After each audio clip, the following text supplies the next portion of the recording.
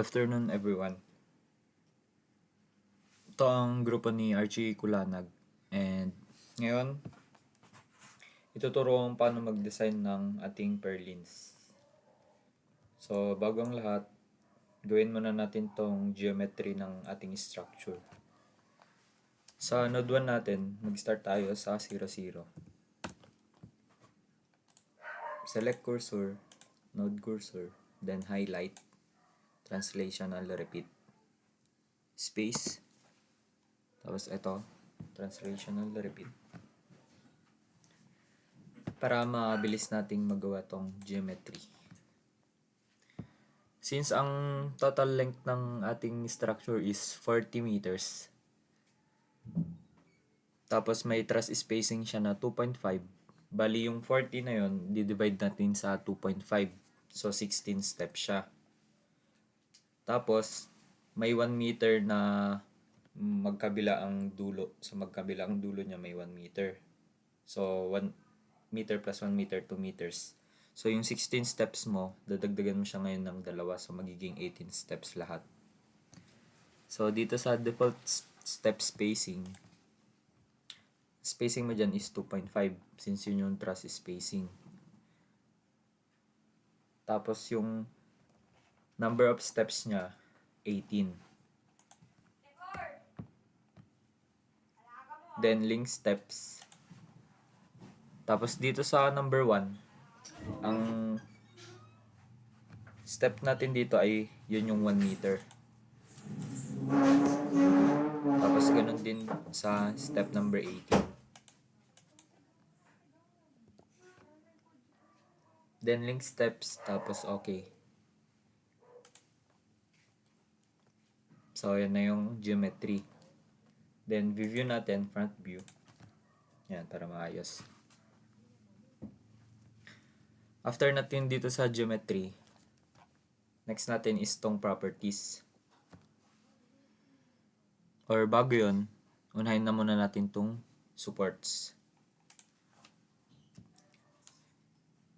Create support, then pin, add, create ulit, then enforce bot, fx tsaka mz lang yung i-click. Then add. Para ma-highlight para mai-input natin tong mga support natin, highlight muna natin tong beams. Then assign or use cursor to assign.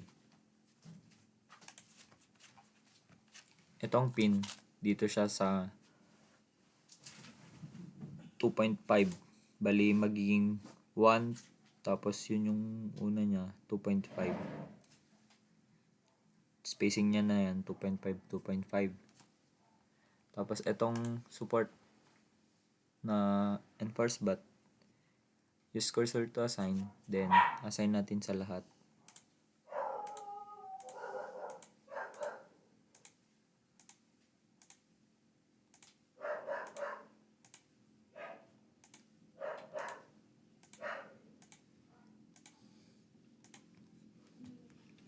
Then after nyan, proceed na tayo sa properties. Para maka-create ng ating section, magpupunta tayo dito sa user table. Then user table manager, yung channel, then okay.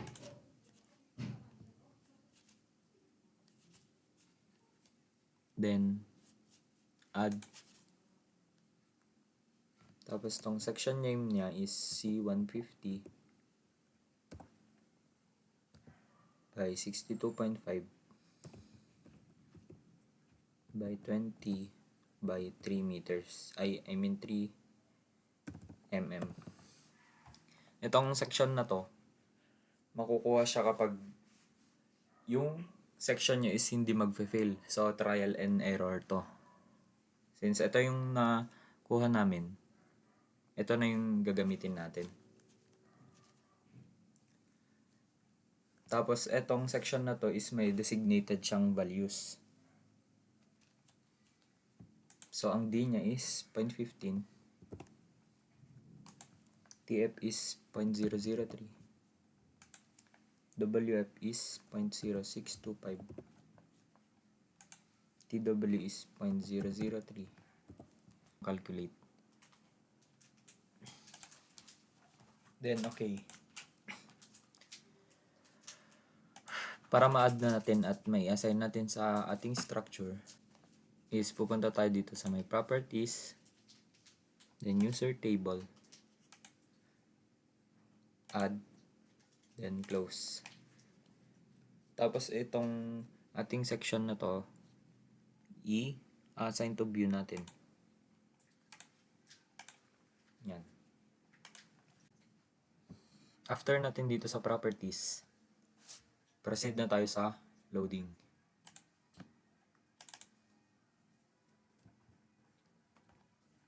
Load cases details. Add. Unang load is dead load. Title niya is DL. Pangalawang load is live load. LL. Pangatlo is wind load. Since dalawang ating wind load, ang magiging title netong una is WL1. WL2 naman yung pangalawa.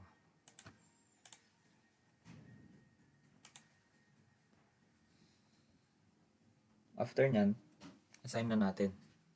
Pero bago pala yon, add muna tayo ng loadings. Self-weight, add.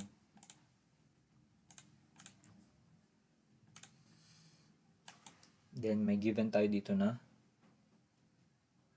negative 5.55. Negative sign siya kasi downward force. Add. Sa live load naman,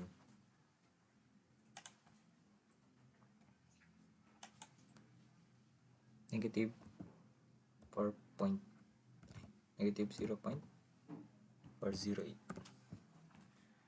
Direction is GY.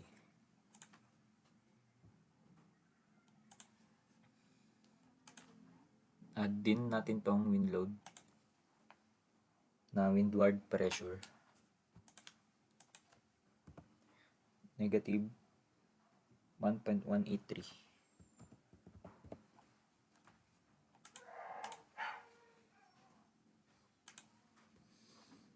Dito sa WL2, maraming may i-add. So, i-assign muna natin tong DLLL tsaka WL1.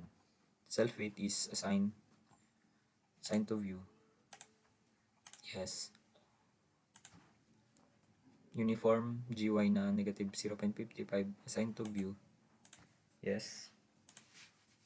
Then live load, assign to view ulit. Tapos yung WL1, assign to view ulit. So, ayan na yung mga loadings. Tapos, dito na tayo sa WL2.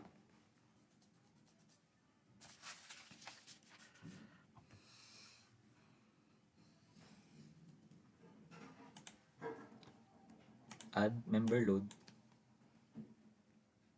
Yung una na loading sa leeward suction zone 2 is 3.301.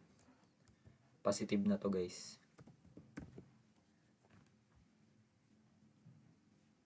Tapos may distance siya na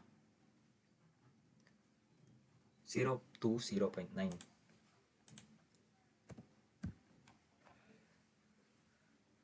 Dito sa 0 to 0.9, yung 0.9 na distance or 0.9 na value is based siya sa seismic and wind. A is equal to 0.9.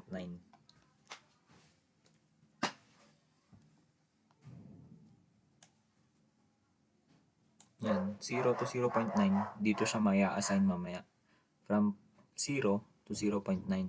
So yung 0.9 na yun, di ba 1 meter to, no? So 0 to 0.9, ilan pa matitira? So 0.1. Yung 0.1 na yun, iba rin yung loadings niya mamaya. So, para mabuo lang yung 1 meter, ito yung gagawin. Then add.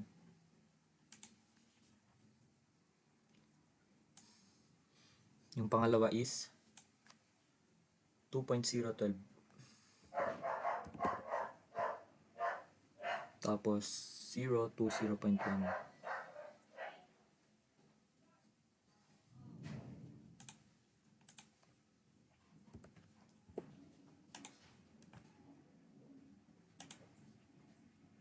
Yung pangatlo is 2.012 ulit. Sa kabilang dulo naman.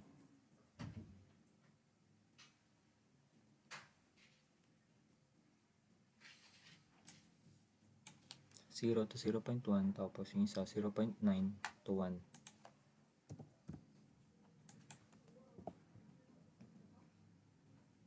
Add. Then yung uli 3.301. Yung distance niya is 0.1 to 1.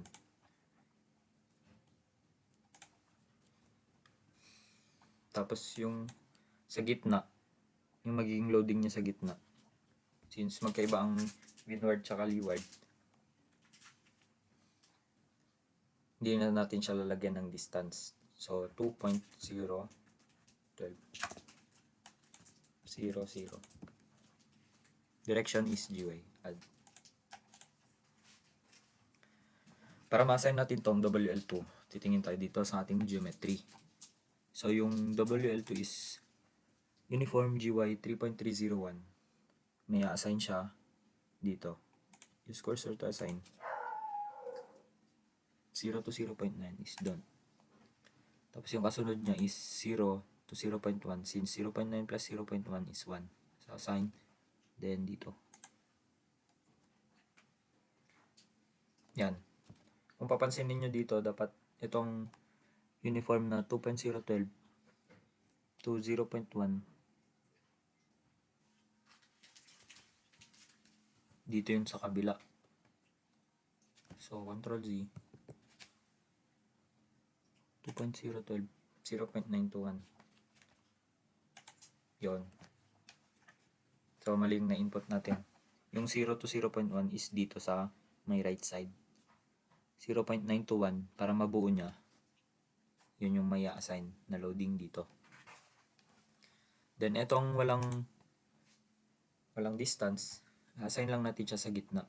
Use cursor to assign. Then, pindutin nyo yung beams.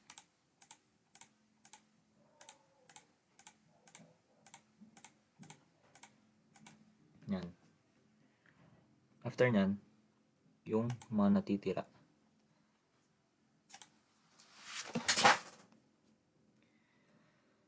Use cursor to assign. Then sa dulo, 0.121. Tapos itong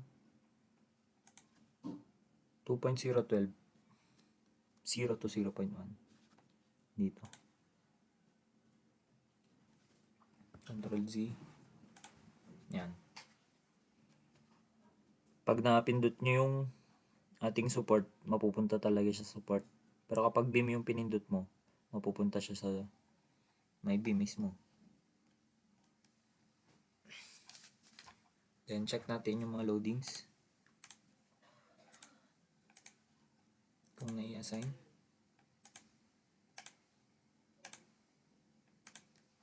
Yan.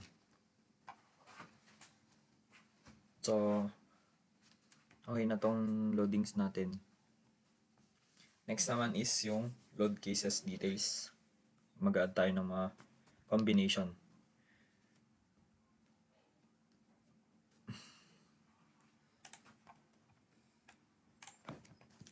Add, then define combination.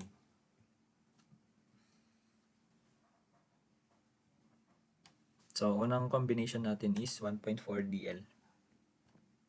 1.4. So, palitan natin yung name ng 1.4 DL para hindi tayo malito. Then, yung 1.4 na yun, kiklik natin si DL. Yan. Press done or arrow to the right. Then, add. Next combination is 1.2 DL plus 1.6 LL.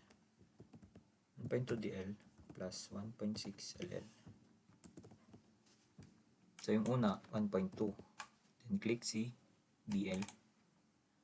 Pangalawa is 1.6 LL. Click LL. Then add. Next combination is 1.2 DL plus 1.6 LL plus 0.5 WL1.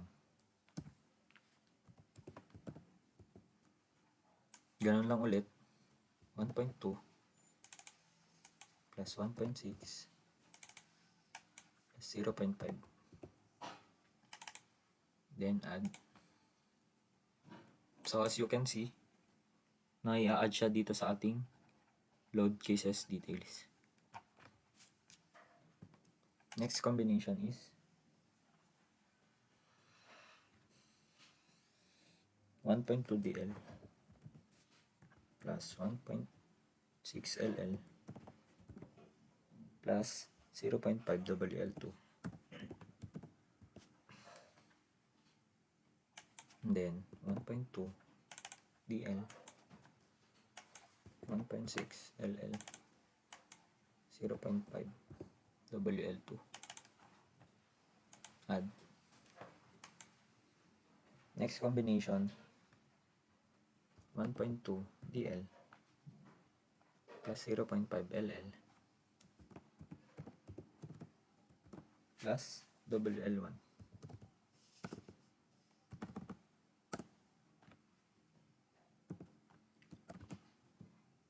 So 1.2 DL plus 0.5 LL plus WL1.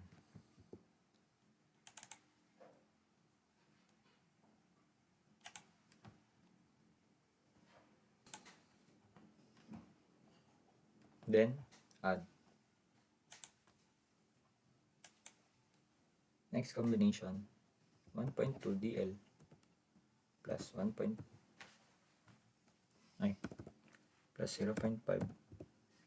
LL plus WL2.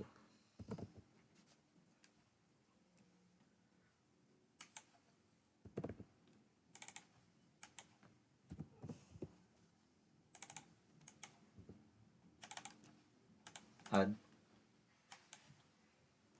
Next combination 0.9 DL plus WL1.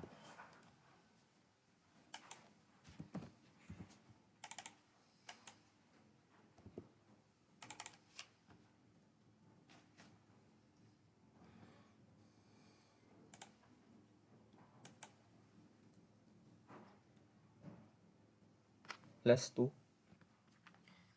0.9 DL plus WL2.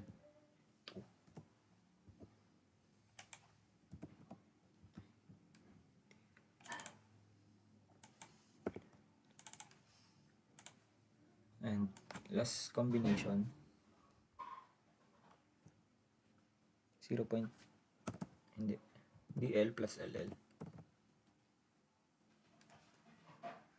DL plus LL, then add. So nai-add na natin yung list ng ating combination, pero dito hindi pa siya tapos. So check natin sa utilities, then command file, save.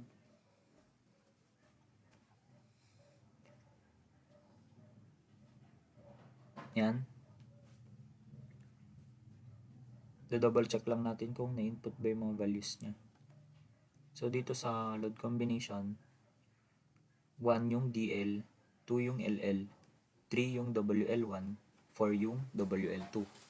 So check natin kung same. 1 is DL, 1, 1.4, 2 yung LL, 1, 1.2, 2, 1.6. Tapos dito sa WL1 magiging 3 na siya. 1, 1.2, 2, 1.6, 3, 0.5. Tama naman. Tapos dito 1, 1.2, 2, 1.6, 4, 0.5. Yan, tama.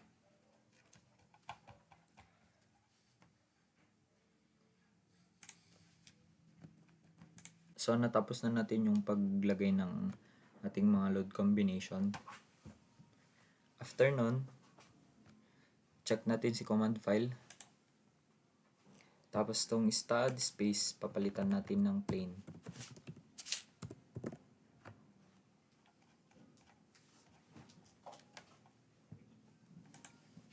Then save.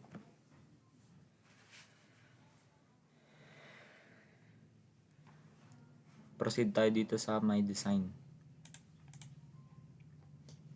Itong current code, dapat to AISC 36010. Then, saselect natin yung mga parameters. Ilipat muna natin to, mga lahat ng parameter dito sa kabila. Ang masaselect lang dyan is yung FYLD, tapos yung method. FYLD, tapos si method. Okay. And define. FYLD niya is 248111. Add. Tapos method, LRFD. Add.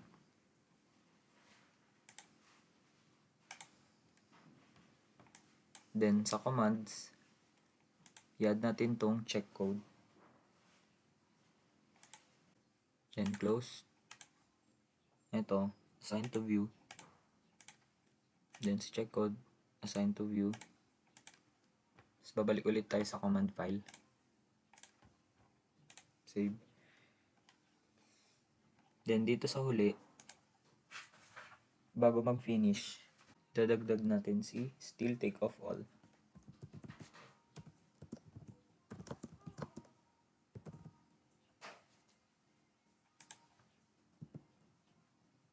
Then save.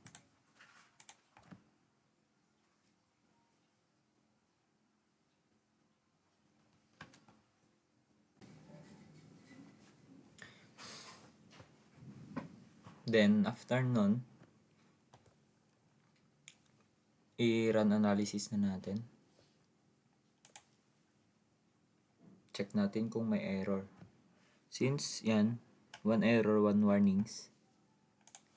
Done. Sanapin natin kung saan siya nagkamali.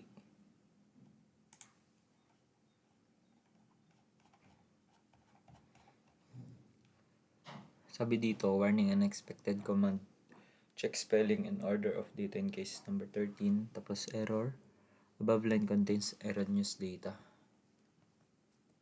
So, pag may ganito, check lang ulit natin si command file.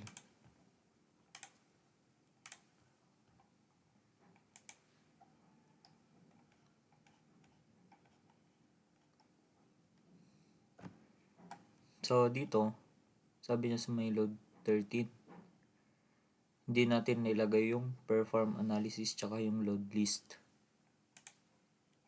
So, enter. Perform analysis. Then, load list 5 to 12. Itong 5 to 12, yun yung ating load combination kanina. Start siya sa load 5 hanggang 12.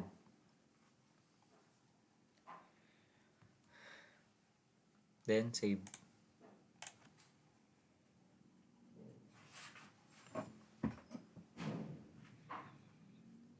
Then, i-check ulit natin kung may error pa ba siya or wala na. Run analysis. So, yun. 0 errors, 0 warnings na. So, natapos na natin yung pag-design kanina. Which is, itong current code, nakaselect siya sa AISC 306010.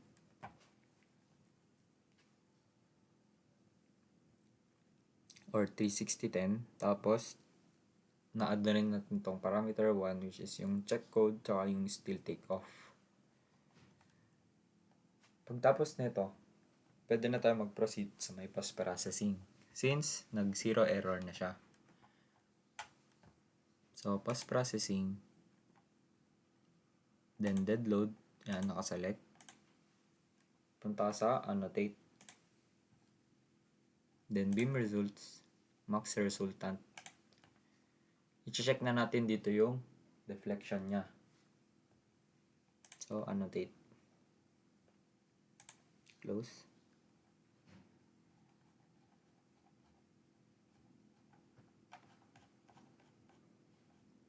Yan. So, base dito, check for deflections. Yan. Ang allowable deflection natin is L over 240. So, yung length natin is 2,500 mm over 240. So, makukuha natin yung value na 10.41667 mm. Doon sa ating post-processing, nakita natin na 0.106 mas mababa siya sa 10.41667. So, indication niya lang yun na okay siya or safe yung ating structure. Pero, may mga times doon na pag magde-design kayo, yung magba-vary siya doon sa may section niya.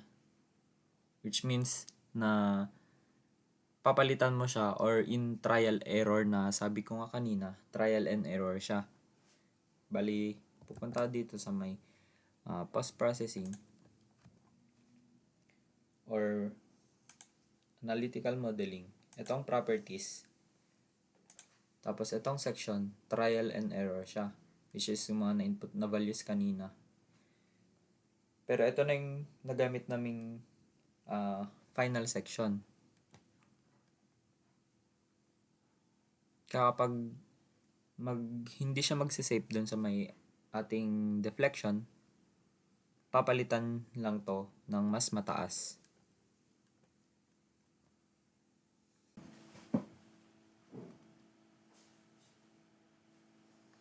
At dyan nagtatapos ang ating demo. Thank you for listening.